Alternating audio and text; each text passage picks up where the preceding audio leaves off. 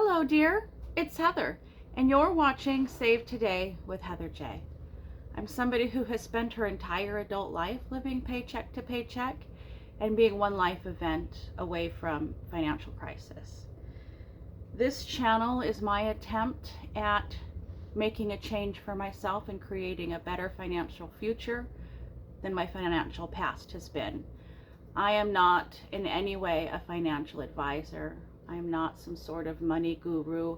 I'm just somebody who is bumbling and struggling her own way through. I am definitely somebody who makes a lot of poor decisions and then suffers the consequences of those. I'm just a person trying to get by. So if you came here looking for advice, if you came here looking for the right things to do, that's not who I am. I don't know the right way, and I'm sure there is not one right way. And honestly, whatever we do is better than doing nothing. So that's where I'm at. That's who I am, and that's what this channel is about. If you are looking for somebody to tell you what to do, I'm probably not the right person for you, because I'm not doing the right things in an awful lot of the cases. Those who do know the right way will see some of my mistakes, will hear some of what I'm saying, and will get very frustrated because I make poor choices an awful lot of the time. I'm trying to learn and make changes. If you're somebody who is also learning and trying to make changes and just want to see how one other person does it, I invite you to come along and let's see where we go. Things are headed in the right direction slowly but surely, even with all of the mistakes I make. So today is going to be kind of a 2-for-1. This is going to be my week 2 spending for the month of September, which for me is September 1st to September 7th. But I did not have very much spending, and we'll see as we get into that. And so I chose to also have this be my paycheck number 1 closeout, and then we can move on with the rest of the month starting tomorrow. So let's get into this. Week 2 spending in September. Again, September 1st to the 7th is week 2 for me. So on the 5th, in the groceries category, I went to Kroger's and spent $15.40. Kroger's is my grocery store of choice. The prices are fairly middle of the line. It's close to my house, or it's close to my house. It's between work and my home, so I don't have to go out of my way to get there. And for me, it's a quick in and quick out. I am aware that if I'm careful, I can spend less on my groceries if I were to go to Walmart, but that is not a quick in and out. And I don't choose to go there unless I'm doing a very large shopping trip. And even then, sometimes it just depends on what I'm buying, whether it's worth going in there or not, and what day of the week I'm doing my shopping. So Kroger is typically what you're going to see for my groceries. And then on the 5th, in the miscellaneous category, I did go to Petco. I spent $1.70. I did need to get, some bird supplies. I don't remember exactly what it was now. And those 2 transactions are the entirety of my flexible spending in week 2 of September. 2 whole transactions. That's kind of crazy. It's a nice break from what had been. So as you can see, there's not much of a video with just 2 transactions. So that's why I chose to combine it with what's going to be coming later on. And I will maybe apologize. Today I'm scheduled to work a 10.5-hour day, so I'm filming this video as soon as I'm waking up in the morning so that I can make sure I get it out and don't get behind again. And so I've not yet had my first cup of coffee, so I'm definitely not my bubbly, cheerful, normal self. I am a little bit subdued because I'm not exactly a morning person, but this was important for me to get done and stay on track, as much for myself as it is for you. It's just easier to get up and do it than to put it off another day and then be feeling the pressure of being a little bit behind. All right, so let's go see what my super duper gigantic 2 transaction spending did to my flexible budget this week. In the groceries category, again, I had that one transaction for $15.40. When I ended last week, I had $409.88. So this $15.40 left me with $394.48 in my estimate to get through the next 2 weeks. And then in the dining out category, you guys, I did not spend any money on dining out again this week. This is 4 weeks in a row of no dining out. This is phenomenal for me. I cannot express to you how happy this makes me. Now, I am starting to get the urge, if you will, of going out, but it's not as strong as it has been in the past. And actually, to be completely honest, to be completely transparent, I did not spend any of my budget on dining out, but my son did finally receive his first check from being back at work after his surgery. And on the night he received his check, he chose to take us out to Mexican food. So while I haven't paid for any dining out, I did have one meal out. That doesn't show up in this budget because it wasn't any of my money that got spent on that. And I certainly enjoyed that meal out, and I enjoyed being treated, but I haven't spent any money. And this is my number one battle with myself. So with 2 weeks in September being zero dining out, and I had the last 2 weeks of August that were also zero dining out, I have gone an entire month, 4 full weeks of zero dining out. And the further away from that we get, the less urge there has been. There has definitely been weeks where I haven't spent any money in dining out, but I've had to fight myself hard to not have dining out. And that has not been the case these last, at the very least, these last 2 weeks. So I'm so happy. I'm so happy. I don't know how much longer I can carry that forward. I'm certainly not rushing to go out and buy food, but I will feel less guilty if I end up doing that in week 3 or week 4 after having gone 4 solid weeks with zero dining out. I would like to carry this through and see if I can get an entire on this paycheck or on this, actual calendar month to get that to be zero. That would be, that might be asking for far too much. I'm very, very happy with $0 in my dining out budget right now.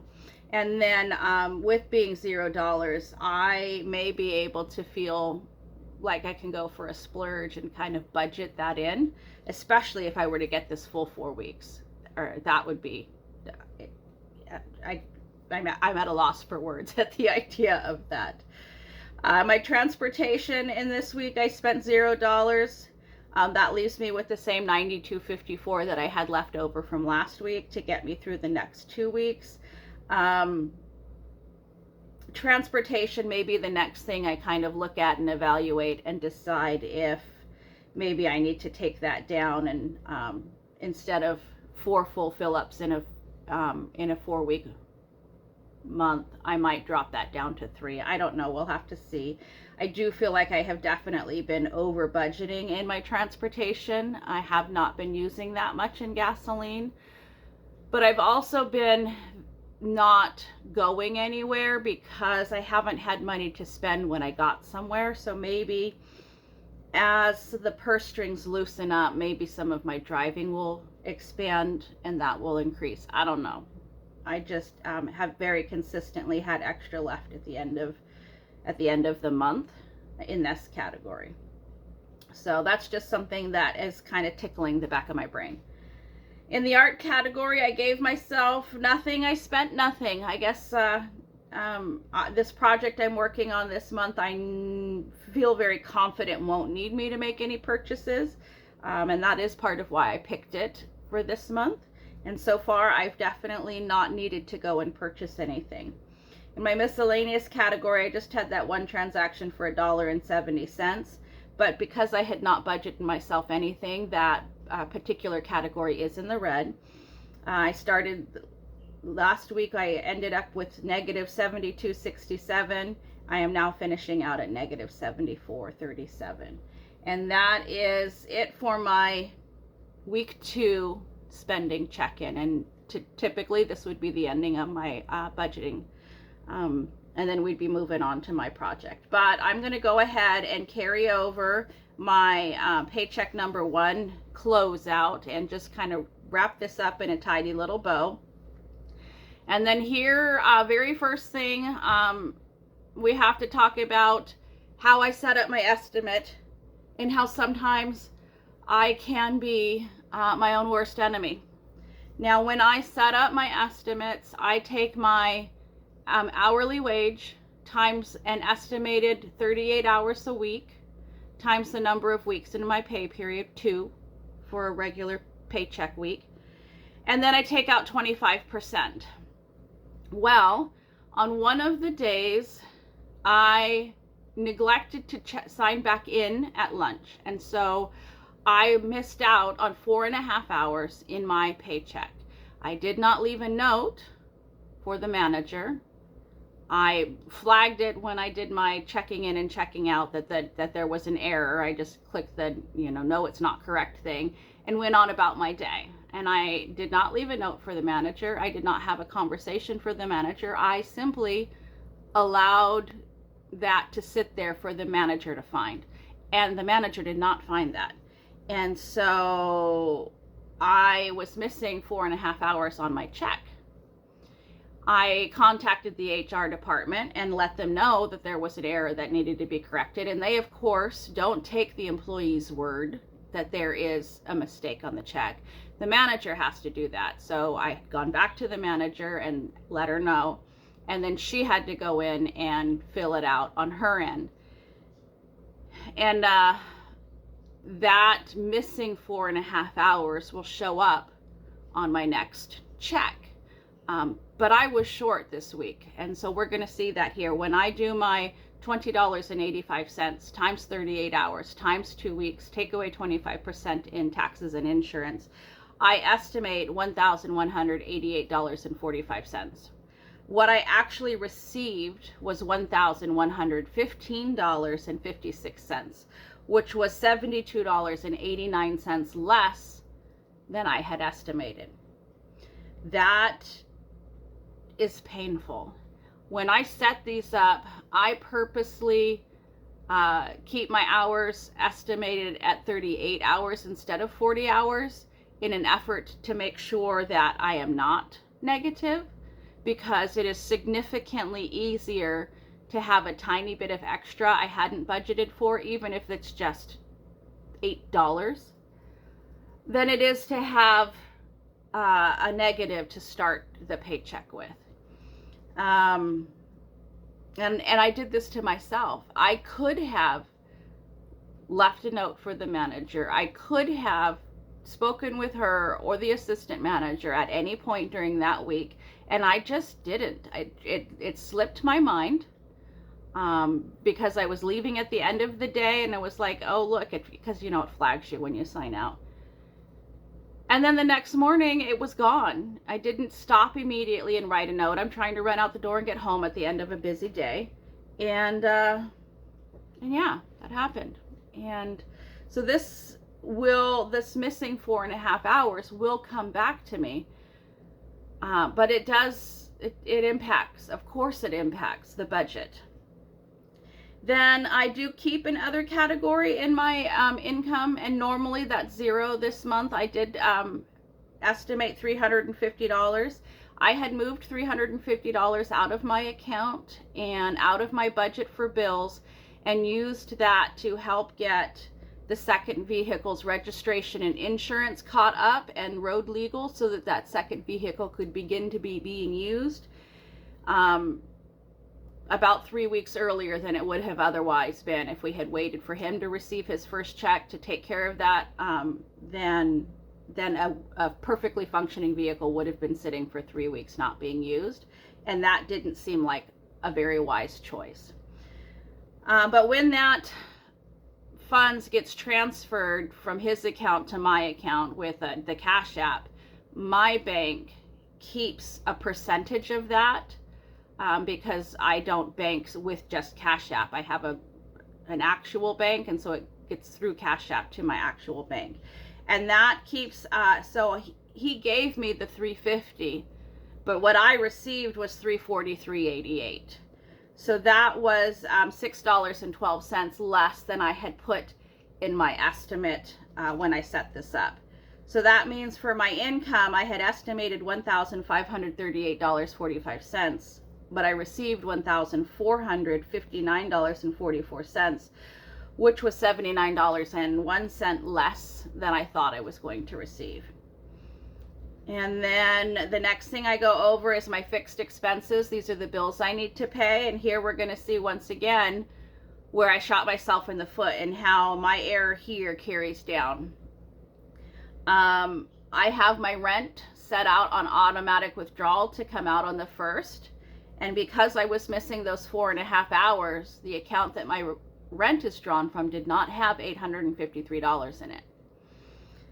So that automatic payment did not get paid.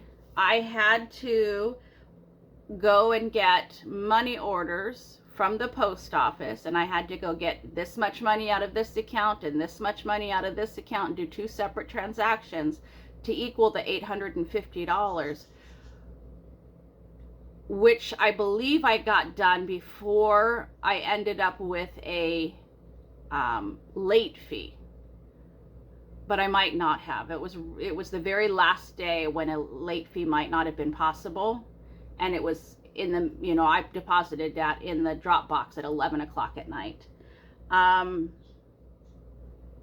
So that cost me the 2 money order fees, and one of those money order fees was more than I had expected. So I did $720 on one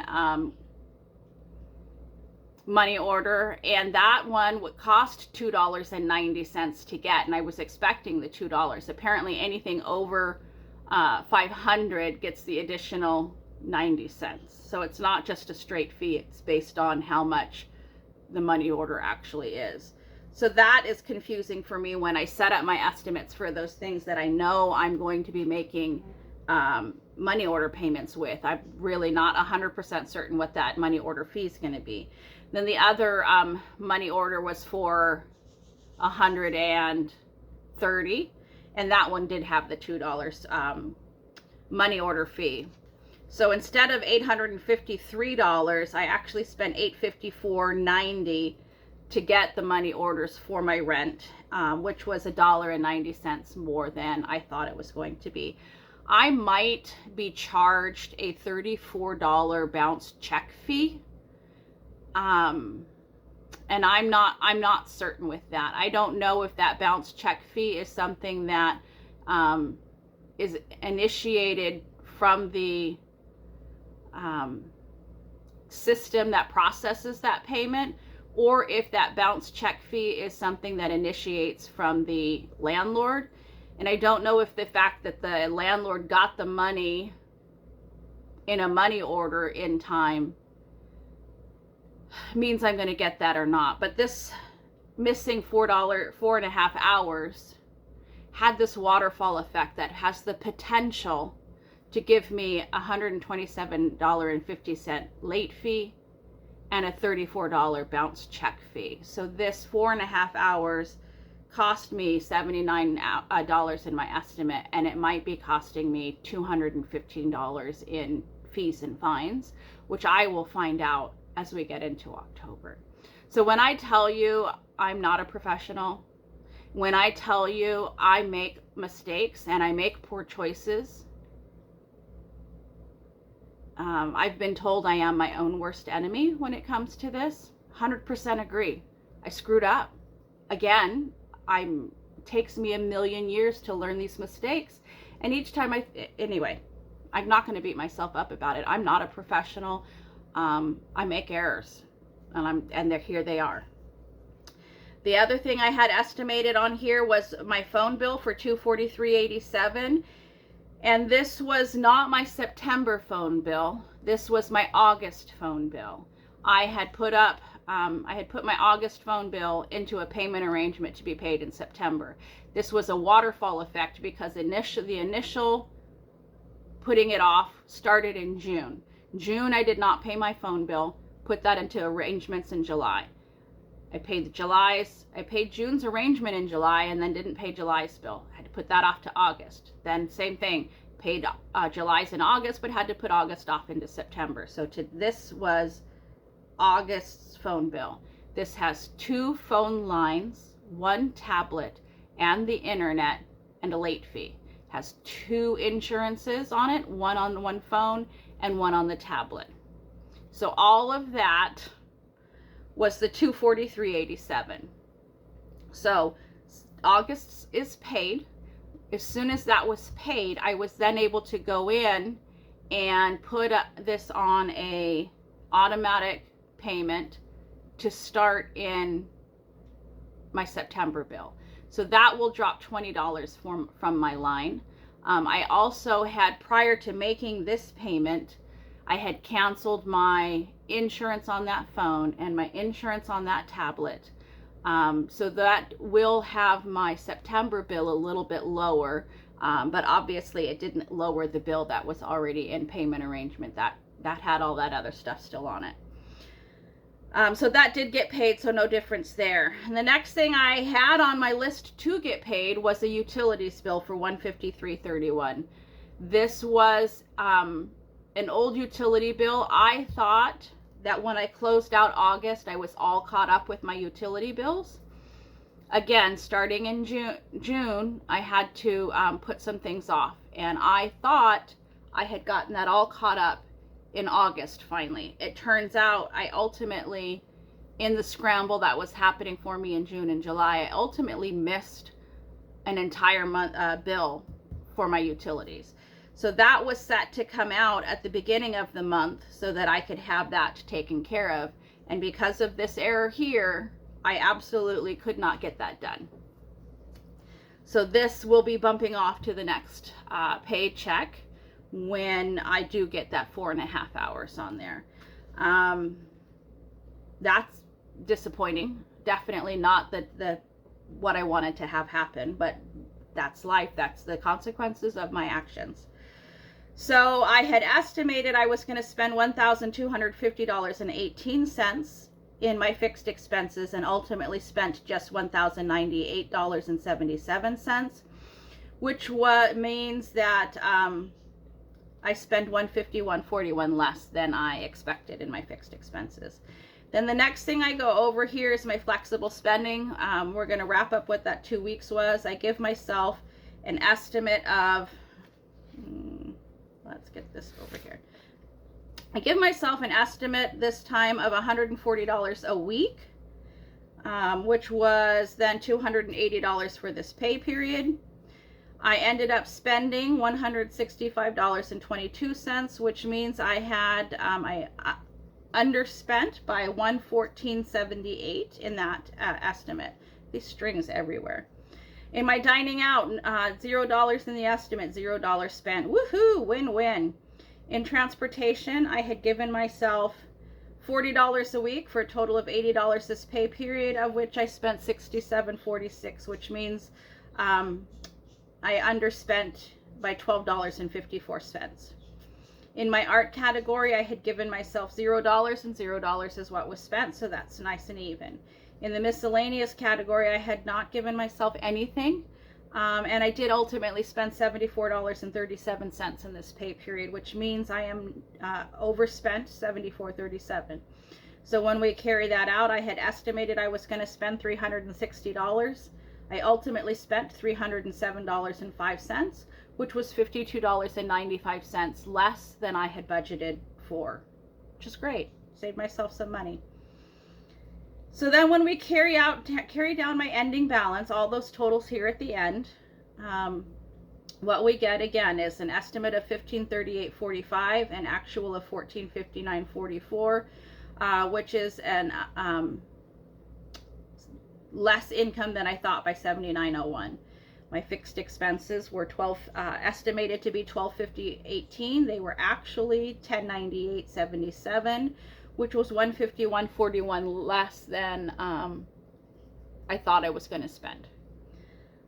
So this is green, looking like it's positive because it's less money that left my budget, but it's not really positive because it's a bill that didn't actually get paid yet. And then in my flexible spending, I had estimated $360 for this pay period, of which I spent $307.05, which was $52.95 less than I had estimated I was going to spend. So that's really good.